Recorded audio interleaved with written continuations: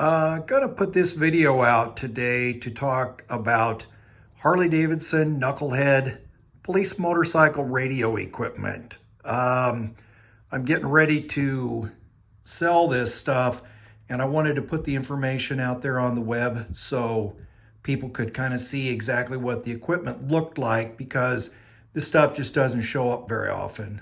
But anyway, as you can see, we are on air. All right.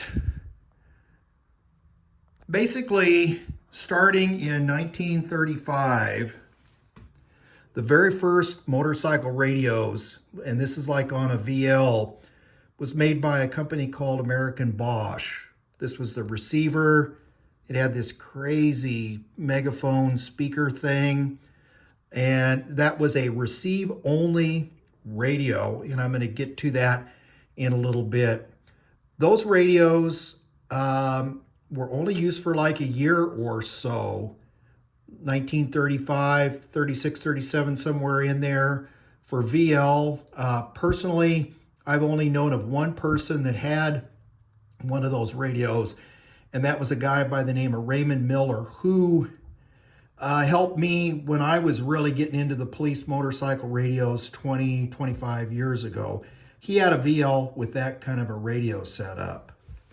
Basically, starting in 1936, and this is a really handsome 1936 EL here, but basically, General Electric and RCA came out with the tube-type, vacuum tube-type receive-only radios, and those went into service in 1936.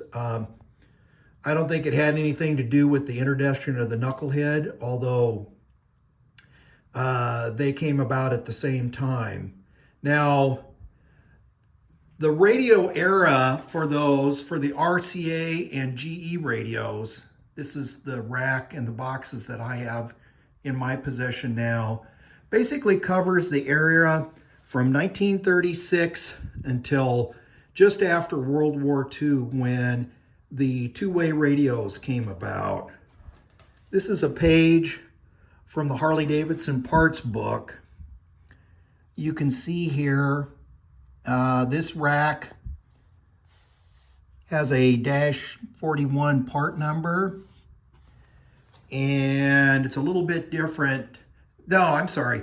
That's what this rack looks like. Sorry I don't have a rear fender in here, but one of the things that happened, like in 1936 and 36, 37, and 38, somewhere in there, the boxes were carried up very high on the motorcycle. You can see it's almost up to the top of the fender. If we were looking at a straight side shot of this bike, you would probably see this.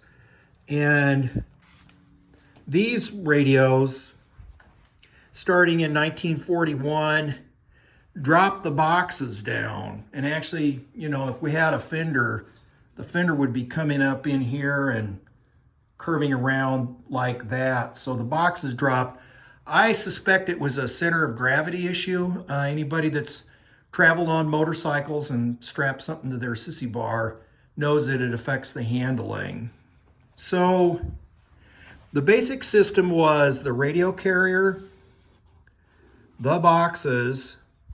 This cable right here was a little volume adjusting knob that mounted to what's called the gas tank divider strip.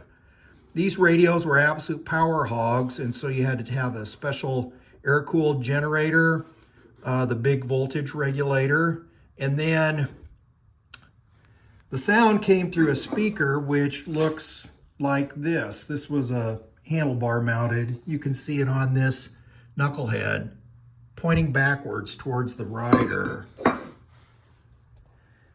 And then lastly, these pieces here, there was radio interference from the spark plug wires, and so these radios had special little housings that clipped over the spark plugs, and then the spark plug wires were wrapped like in a braided stainless steel.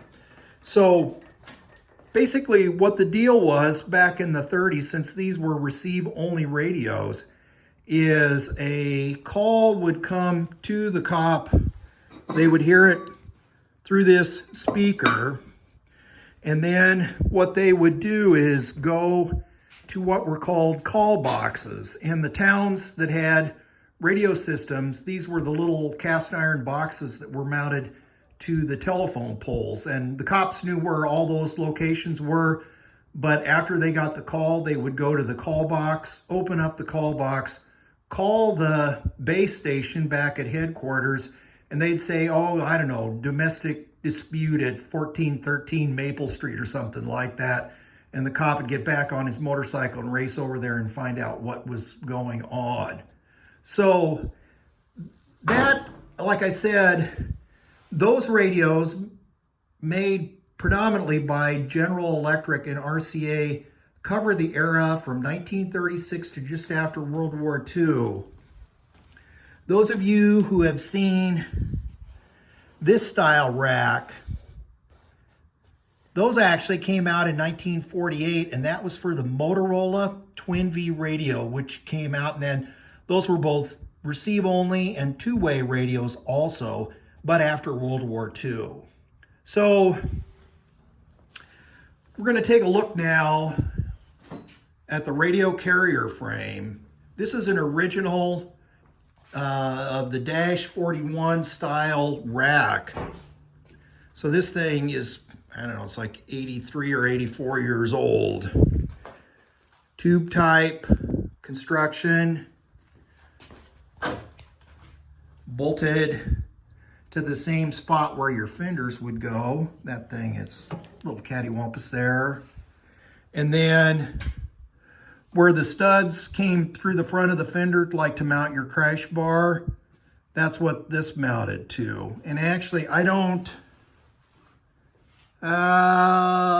this bike doesn't show it, but the round style crash bar can be used in conjunction with these racks. They both go here, and then the crash bar, I think, comes down here and bolts in. So while the rack is original, the boxes that you're looking at are actually reproduction. And actually, the only person that I know that had an original tube type radio was a guy named Frank DeGennaro. And he found an original radio, I think down in Oklahoma. This would have been 20 or more years ago. And Frank and I lived in the same town, basically.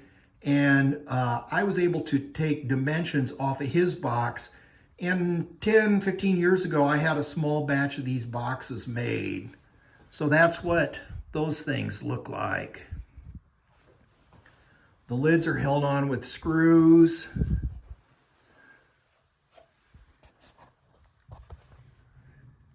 There are 3 studs on the bottom of each box and a big rubber bushing that sits in those cups. Now I had to have those cups made.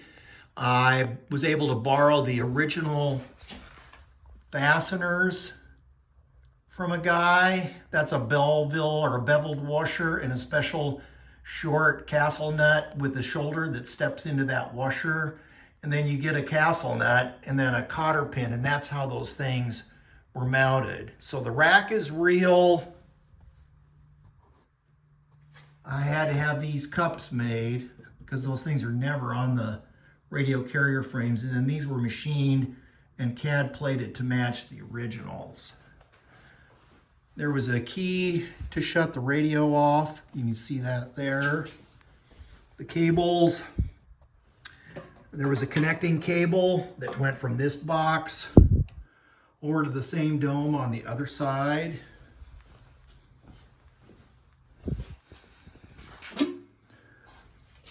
That's what the inside of the boxes looks like, held on with screws.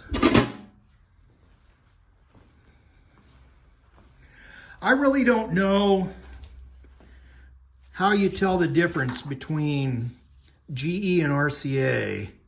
This part here, called the power supply, that would go in the left-hand side of the box. That's what that equipment looked like. A couple tubes, and I think that's a big transformer. There were foam rubber gaskets to try to keep the water out of. That's what it looks like on the bottom side. There's a detail of what that cup situation looks like. The boxes are grounded to the radio carrier frame because they are isolated electrically through that rubber bushing. So that's the power supply.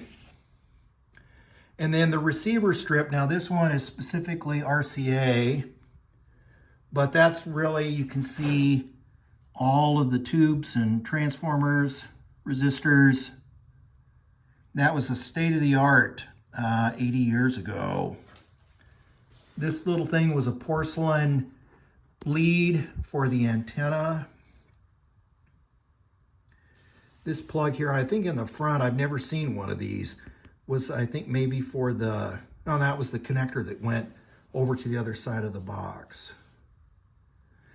These speakers, same thing. I ended up, oh boy, 20 or 25 years ago, I made a small batch of these, and then I had a machine. I think I had 20 made, and I only have like 3 left. So again, I'm gonna get rid of this.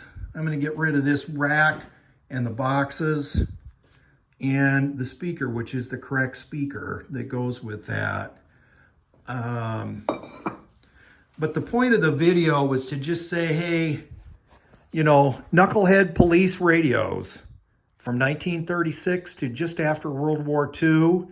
And then basically two-way radios came about with technology developed in World War II, and it permanently changed the radios.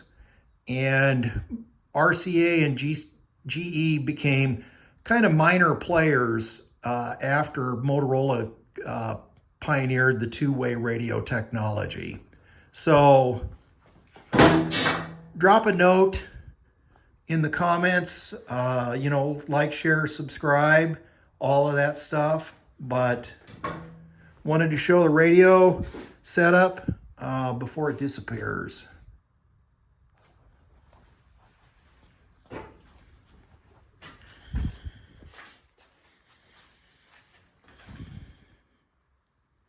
Oh, one last thing I forgot to point out. The 1936, can't really see it, had like this screen type antenna. This was kind of a half moon shaped thing held up by porcelain, got like standoffs. There would have been, and I had one of those racks, there would have been an ear on the back here and an ear on the back here, and then that screen mounted there. And then in 39 or so, you can see that, -39, they went to a whip style antenna. The rack I had for a 39 Knucklehead I owned at one time had a bracket that clamped on right here, and the antenna would have been on that bracket there. So hope you found that informative today. Thanks for your time.